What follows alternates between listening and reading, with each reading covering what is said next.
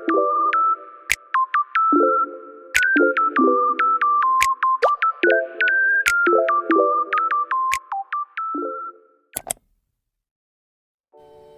Everyone, আজকে আমি তোমাদের সাথে শেয়ার করব মুগ ডালের ভাজা পিঠে বা মুগ ডালের ভাজা পুলি।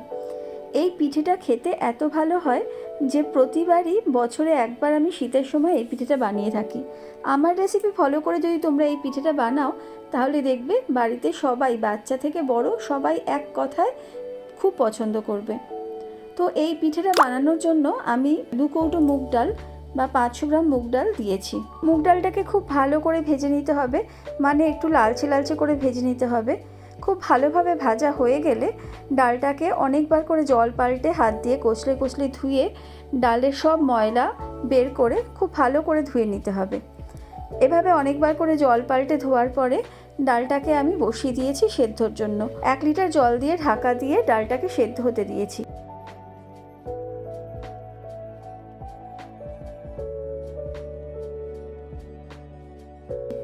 এদিকে আমি মিক্সিং জারে 1 ইঞ্চি মতন আদা, খানিকটা মৌরি আর 2টো কাঁচা লঙ্কা দিয়ে একটা পেস্ট বানিয়ে নেব। মিক্সির পেস্টটা যেন খুব মিহি না হয়, একটু আধবাটা হবে, এরকম করে মিক্সির পেস্টটা বানিয়ে নিতে হবে।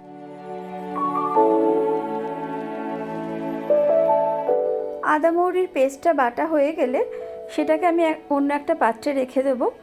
আর এদিকে দেখব ডালটা কতটা সেদ্ধ হয়েছে। ডালটা সেদ্ধ হওয়া শুরু হয়ে গেলে দেখবে উপরে একটু ফেনা ফেনা মতন বেরোবে। সেই ফেনাগুলোকে আস্তে আস্তে তুলে ফেলে দিতে হবে, কারণ এই ডালের যে হালকা ময়লাগুলো থাকে সেগুলোই উপরে ভেসে ওঠে।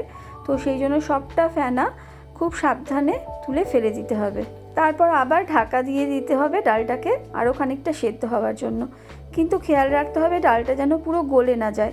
ডালটা সেদ্ধও হবে অথচ বেশ গোটা গোটা থাকবে। এরকম অবস্থায় আমি ডালের মধ্যে দিয়ে দেবো 500 গ্রাম মতন চিনি আর ওই আদা মৌরি কাঁচা লঙ্কার পেস্টটা আর সামান্য নুন দিয়ে ডালটাকে খুব ভালোভাবে মিশিয়ে নেব। কিন্তু সবসময় খেয়াল রাখতে হবে যে ডালটা যেন একদম গোটা থাকে। ডালটা একটু যদি গলতে শুরু করে তাহলে কিন্তু এই পিঠেটা একদমই ভালো হবে না। এরকম সময় আমি দিয়ে দেবো চালের গুঁড়ো। 500 গ্রাম মতন চালের গুঁড়ো এখানে আমি দিয়েছি। এবার চালের গুঁড়ো দিয়ে ডালটাকে খুব ভালোভাবে মিশিয়ে নিতে হবে। ডালের যে এক্সট্রা জল আছে সেটা চালের গুঁড়ো দিলেই তার সাথে অ্যাবজর্ব করে নেবে আর একটা সুন্দর নরম ডো তৈরি হবে। কড়াইয়ের মধ্যে এভাবে চালের গুঁড়ো দিয়ে আমি ডালের সাথে ব্যাপারটা মিক্স করে নিলাম। এবার আঁচটা বন্ধ করে কড়াই থেকে সব ডোটা নাবিয়ে নিয়ে গরম অবস্থাতেই হাতে করে নিয়ে খুব ভালোভাবে একটা ডো বানিয়ে নিতে হবে।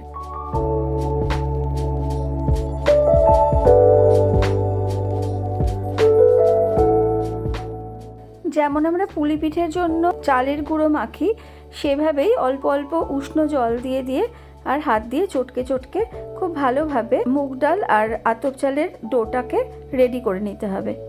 এভাবে টোটাল ডোটা রেডি হয়ে যাওয়ার পরে একটা পরিষ্কার কাপড় দিয়ে ভালো করে ধুয়ে নিয়ে ভিজে কাপড় দিয়ে ঢাকা দিয়ে রাখতে হবে। আর এদিকে আমি নারকেল আর একটু ক্ষীরের পুর আগেই তৈরি করে রেখেছিলাম। তো এরপরে সেই পুরটা দিয়ে পিঠেগুলোকে তৈরি করে নেব।